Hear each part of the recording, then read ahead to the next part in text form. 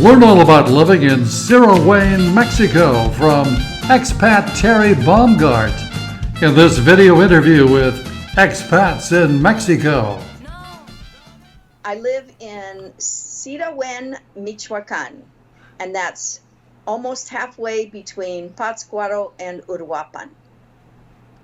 Okay, and how do you spell that name? Zirahuén is Zirahuen.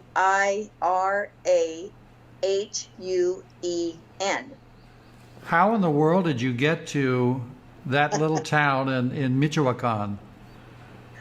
Well, long story. Let's see. When I was about 29, I think, I was in my second year of graduate school, I went to Morelia to study Spanish.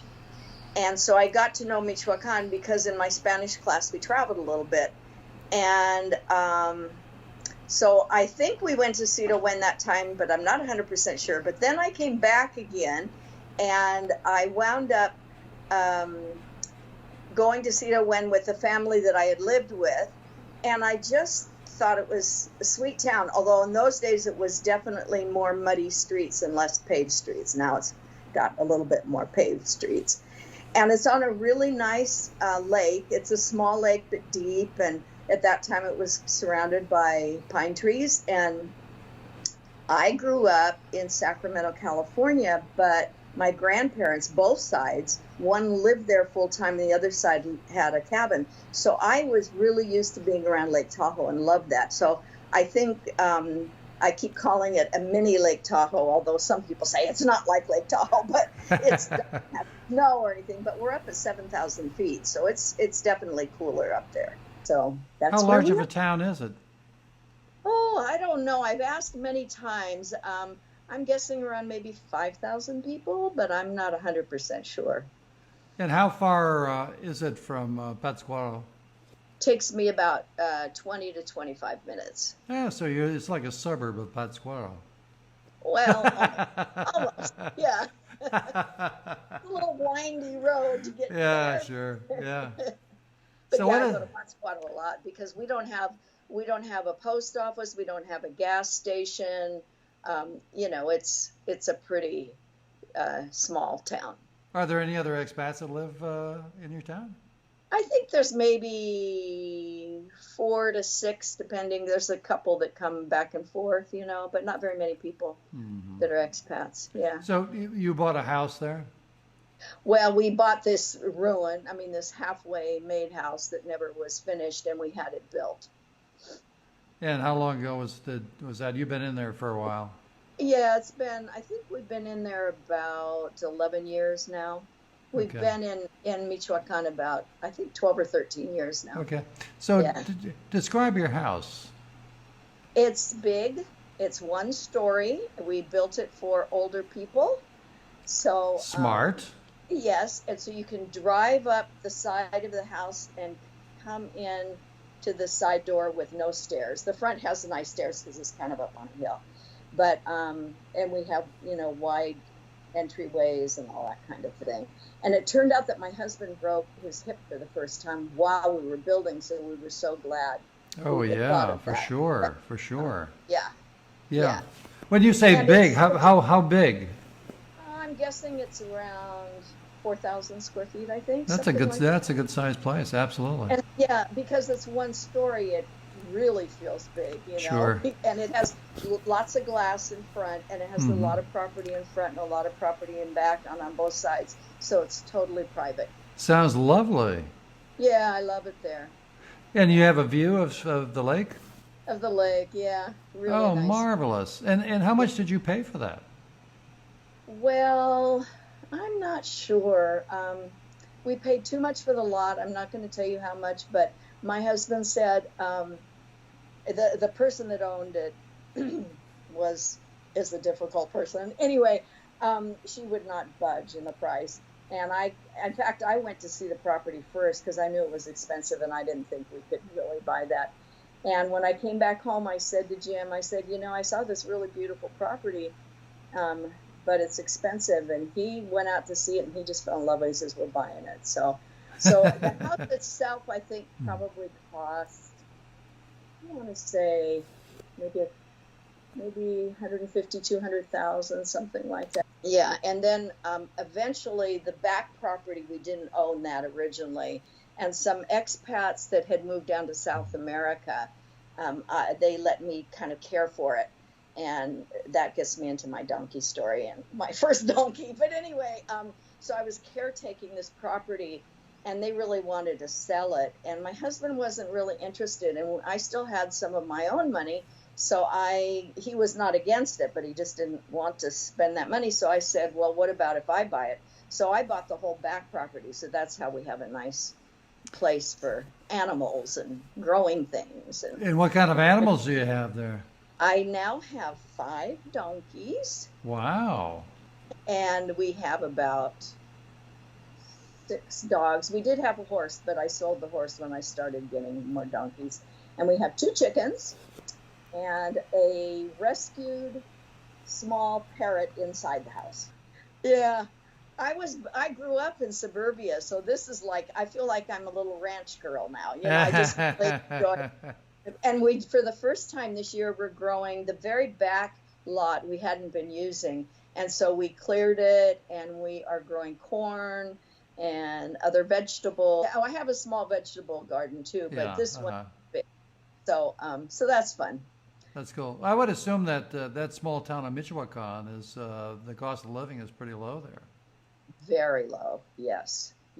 I mean, yeah. I just asked one of my employees what his in-laws' house might be worth. It's a very humble, small house, and he said, 200,000 pesos, $10,000. Yeah, sure. Yeah. So, and it has water and electricity, When you say employees, do you have a business right now that you're running?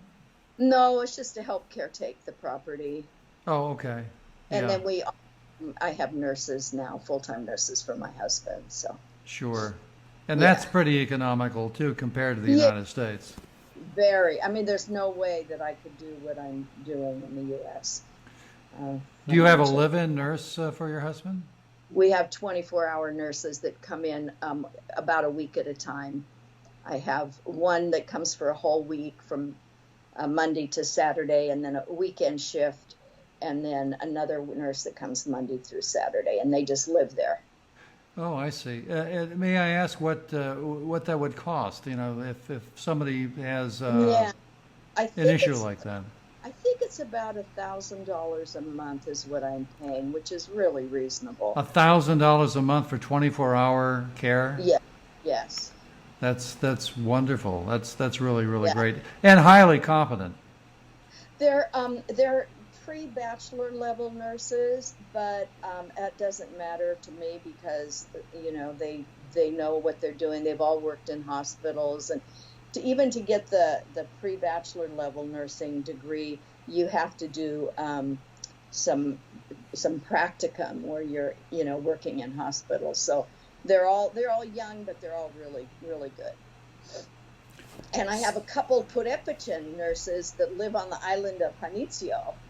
So that's interesting to me because I work a lot with Prebachelor, that's the indigenous group from Michoacan, the primary indigenous group. And so that's fun for me to hear them sometimes on the phone speaking in Prebachelor. Oh, wow. I studied a little bit, but I really don't remember much. Wow. Well, now, you're very involved with the Faria that takes place every fall in Lake Chapala. Tell us a little bit about your role there. Well, that fair has been going on for about 20 years. And originally was pretty much an American, it was American-founded fair by a woman that owned a little shop. And then it just grew and grew and grew. And now, 20 years later, it's this well-known international artisans fair. It's all volunteer. It's a nonprofit. We've probably got more than 200 volunteers working for it. And no one gets paid except the locals during the fair to do security. And that's about it. And so I went to the fair, and I just absolutely fell in love with it. And I don't remember exactly how I got to know Marianne, the founder of the fair. Marianne Carlson. Yeah, I got to know her, and then she needed a coordinator in Michoacan because the person they had was leaving our area, and so I got the job, the non-paid job, but it was just perfect for me because I'm the kind of person that I really like to have feel a sense of purpose in life, and I just love Mexican art, and I call it art because I think a lot of it is, there's kind of a snobbiness about artisans and artists, but I think they're all artists, and so it lets me not only have something really, to me, very important to do because I'm helping the economy for many artisans. I'm helping them earn a better living, but I also get to have an excuse to go to all the little towns and visit them and get to know. I mean, I know so many little, mostly Prebachelor towns in Michoacan that many people have never even heard of. How fun. Yeah. Now, I know that you have great copper products that come from Michoacan, Yes. not too far from where you live. Well, that's actually our county seat, Santa Clara de Cobre, or Santa Clara of the Copper. And Yes. that's our seat. Yeah. Yeah, Yeah. they're marvelous, marvelous products that they produce there. What Yeah. other kind of handcrafts are well known from Michoacan? Well, this blouse is made, Beautiful. yeah, it's, just the cross stitch. And then we also have embroidery where they do another town that does little scenes that are kind of typical of, like the little old man dance and things like that on the blouses and on shirts and pillowcases and things like that. So textiles. We also are known for our rebosos, the shawls that are made on a backstrap loom. And those are in a number of different towns. And some of them are the ones with the feathers on the bottom, and they're quite beautiful. And we have a number of what are called great masters in the Great Masters book that live in Michoacan. And then the next, I'd say, biggest group, or equally big, is the group of people that work with clay and ceramics. We have very few high-fire ceramics, but we have a lot of like pre-Hispanic low-fire ceramics, all different kinds that are from many different towns that I love too. And then we have wood, like, making wood toys, and we have some people that make dolls, and there's, quite a variety. And of course, metal, copper, and a few things like that. Isn't Michoacan known for furniture, particularly painted furniture? Yeah, there's one town that has just all wood furniture. Some of it's painted, some of it's unpainted, but what I love is the unpainted, really nicely carved, detailed. Well, you sound like you have a pretty full life, I do, yeah. and you love it. I absolutely love it. I have had absolutely no regrets about making the decision to permanently move to Mexico. I joke about the only thing I miss is Trader Joe's. I second that. And also because I live in a smaller area, sometimes the cuisine, I get a little bored, and I'm not a great cook. So, when I come to the States, I find an Indian restaurant, a Thai restaurant, and a few other things like that. Sure. Now, I would assume that you drive down to Morelia to fly to California. Yeah. Sometimes with Wapan, but right now with COVID, they don't have as many flights. And how far of a drive is Morelia from where you live? An hour, 45. About an hour. No, yeah, an hour. Yeah. Is it a decent highway there? It's yes. Both, we have two highways. One of them is the toll highway, and the other one's free, but it's very, very good. Okay, that's great. Yeah. That's wonderful. Well, tell me, what are the three things that you absolutely love about living where you live? Well, number one, living in nature. I really love that.